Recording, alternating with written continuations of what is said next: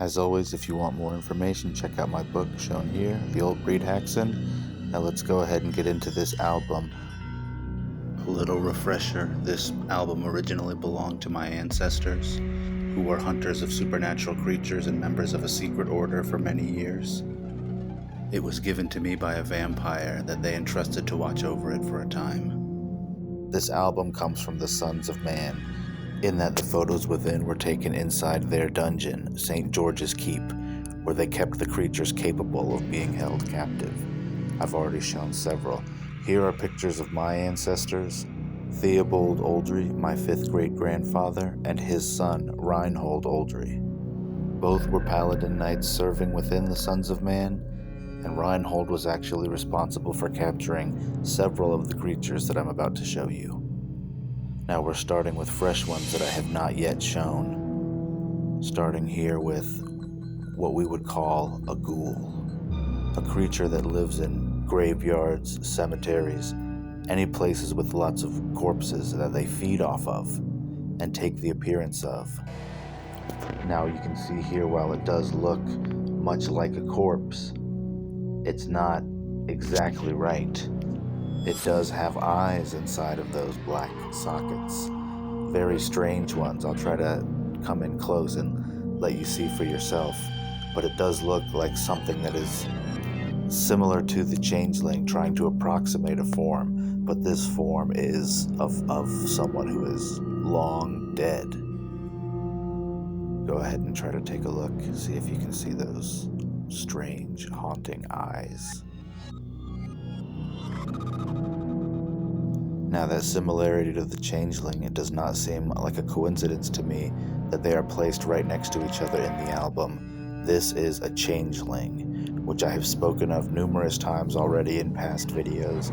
What my great-grandfather Leopold Oldrey feared was our gravest concern moving forward. These things that approximate human form, but do a poor job of it.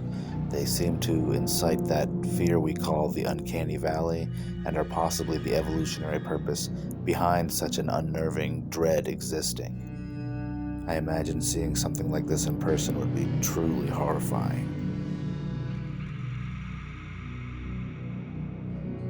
I wonder how related these two creatures truly are.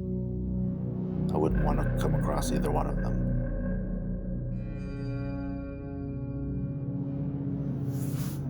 Now we're going to move into some other strange creatures that I have not shown yet. Starting with what would be the closest thing I imagine to a real-world Frankenstein's monster. Cobbled together from strange occult magics and crude late 19th century technology, you can see that it's attached to some kind of machinery through wires and cords. There's mechanical apparatus on its body, but it does look like a long dead corpse, somehow reanimated.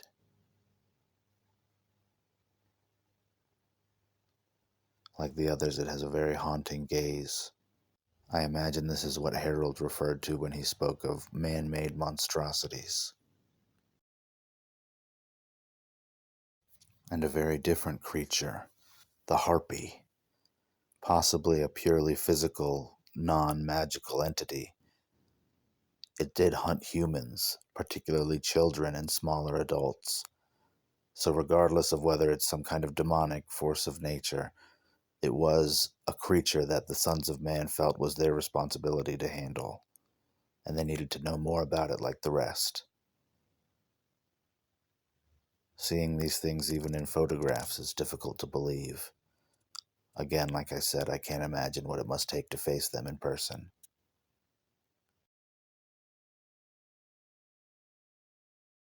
Now, some of these I have already done videos about, so I won't linger quite as long. The Mermaid Marrow, most similar to the Irish Marrow of mythology. These creatures were held in a flooded lower cavernous section of the keep, flooded with not very pleasant water, I'm sure, to live in. But these creatures did survive there for at least a time. You can kind of see she looks like she's in the water up to near her chest. I imagine it was not ideal. Here is what is referred to sometimes as a deep one. You might think of it like the creature from the Black Lagoon or some kind of oceanic version of that. It lives in salt water, horrific creatures that, I mean, these are the most likely to still exist today, given the size of the world's oceans. Harold wrote that they were servants of Dagon, the Sumerian god of the sea. Now, these next ones I've shown but not explained at length. This is some kind of crustacean-like creature, much larger than any that we know in the natural world. It seems to have semi-humanoid features like shoulders and the way that the clawed arms are segmented. But again, this might just be a purely physical, almost natural creature that was a little bit too comfortable hunting humans, and to people in the 1800s it would have been no different. Now, on the contrary, this is what they considered the worst of the ocean creatures that they held in the keep. They considered it on par with demons, powerful warlocks. They said it was most similar to cephalopod creatures like squid and octopus, but as you can see there, it has a very human-like face. I don't know if that's some kind of shape it could take. I know that some cephalopods can do things like that, but they considered this thing incredibly dangerous and incredibly evil.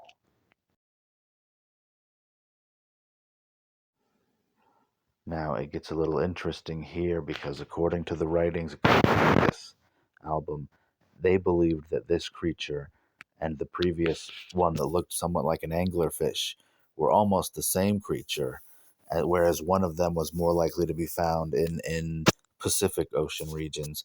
This would be more likely to be found in the Atlantic, but undergoing very similar types of behaviors. Both of them are reminiscent of the concept of a deep one, or like I said, the creature from the Black Lagoon. You can be the judge. Now here we jump to something else with the Norwegian Troll. I don't know why the video cuts out there. I'll show more of it later. But here is what some might call an elf, a hobgoblin, a hob, a bogart, house spirits that could turn particularly malicious if they were displeased.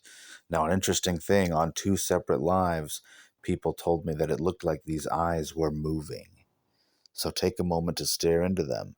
This would fall in line a little bit with the nature of these kinds of creatures, as they were similar to spiritual entities that could haunt items and possibly even photographs. Do they look to be moving to you?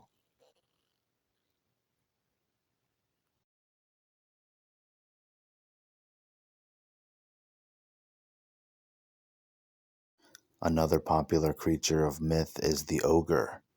From various different mythologies, they have things similar to ogres, and this is what they said this was. I don't know if you can see it well enough, but there's some kind of strange spinal structure on its chest, other than it just being a very large-looking person. It also has features to me that remind me of apes, something simian like a gorilla or a chimp. It seems like it could possibly be some form of primitive hominid, Cro-Magnon, Neanderthal, something like that. The Minotaur I've already shown at length, but I'll give you another moment to take a good long look at it. The expression on its face is particularly haunting to me. This is supposedly a picture of a manticore, but it's so dark you can't really make anything out other than the vague shape of a lion, so it's not really worth looking at for too long. Now here's where I like to warn people. We're looking at demonic images. These are imps, the lowest form of physical demonic beings that can be summoned onto our plane. They usually serve as minions to powerful warlocks, other demons, or any kind of being or creature that can control these kind of dark forces. They are similar to the hobgoblins, except that these things are never helpful and are always malicious from the word go. There is no dealing with them. There is no winning them over unless you are the one who has summoned them and holds will control over them. And this is the type of person that would summon them. This was originally a human. I've already talked about this, but I'll say it again. This was some kind of occult sorcerer that, after decades of service to dark entities and practice of occult magic, transformed himself into a demon in their service and basically gained a form of immortality that, comes with a very steep price. I'm sure you can imagine what that might be. This next one, another that I've already shown, is the offspring of man and demon, a hybrid of various types of demonic creatures, usually with human females, but not exclusively. You might think of this as the Nephilim, a Cambion. There's many names. You can see that it has what looks like a hoofed foot. It has horns. It's very large, and it was the most feared creature in the keep, and very likely behind its downfall. And here is what its non-human parent might look like: a summoned physical demon, much more powerful than an imp. To hold will over this would require immense knowledge and power of occult. You can see those symbols painted on the wall, I believe, are paramount in them holding this creature, because unlike some of the other photos, it does not appear to be chained. I imagine that whatever those symbols are hold it in place, but this is a summoned physical demon. Now here is where we get into the creatures I get most questioned on. Here are primeval vampires, the original form of a vampire that dates to proto-human species tens of thousands of years ago at least. As far as we know, this is where vampires come from. This was some kind of curse or infection that could afflict, like I said, those primitive humans. And from what I've read, it seems that the modern vampire is the work of warlocks or sorcerers trying to recreate this in a form that they can better control to increase their own power. Now, after many years of that, this is what they would become. This is an elder recluse vampire. You can see that it started to take on features similar to the primeval, the pointed ears, the animalistic bone structure. That is apparently something that would happen to almost all types of vampires as they got into very advanced age. Because, like I said, it is believed that all of them were an attempt to recreate these, the primevals. Here is a younger captured Regal vampire. These would hunt in high society, almost in broad daylight, except it would be at night. But they liked the game, they liked to hunt, they liked the power, imposing their wants and desires on others. Think terrible narcissist megalomaniacal addicts, viewing human beings as nothing more than prey. And the other big question I get is werewolves. And there are multiple types in this album. This first one is most similar to the classic Wolfman. It's still mostly human, but cursed with a nightly possession by a wild, primitive, animalistic, demonic entity. This was not exclusive to nights of the full moon, but apparently that is when the most complete transformation would take place. This was a curse born of diabolical witchcraft that could be passed by a bite, with no known cure outside of execution. The next is more like the modern conception of a werewolf. As you can see, this specimen is chained, it's skinny, it's mangy. It's been here in the keep for years at this point. It apparently is mostly broken. This species does not transform in the night. Once it would become this creature, it was permanent. There was no going back to human form. This was life. And these things were basically brown bears on steroids when they weren't so withered.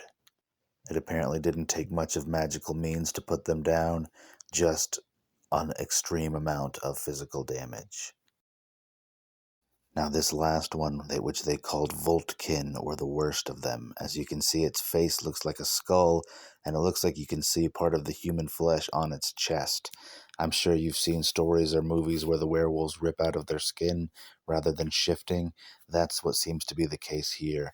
And like the cephalopods I showed you before, they consider these things on par with demons and very powerful warlocks. magically evil, monstrous creatures.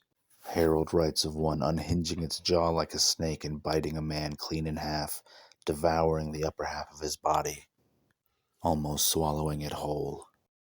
Now, the last photo I'll show in this video was not taken at the keep. This is Rafael Caron, the Sons of Man founder, held underneath Notre Dame Cathedral. Those of you who've watched my videos know about him. You can think of him as something like Halo from Master Chief or the Winter Soldier from Marvel, crossed with Jason Voorhees. Unbeknownst to Caron, a close friend of his performed occult magic on him to strengthen him during the First Crusade, over time transforming him into something immortal that could not die. When he should have died, he fell into a state like incorrupt saints, but still lived and would be summoned up by the Catholic Church time and time again to put down creatures or entities too powerful for any mortal. I strongly believe he was the one underneath Notre Dame Cathedral. That's all for this particular exploration into the album, but there is still more to be revealed.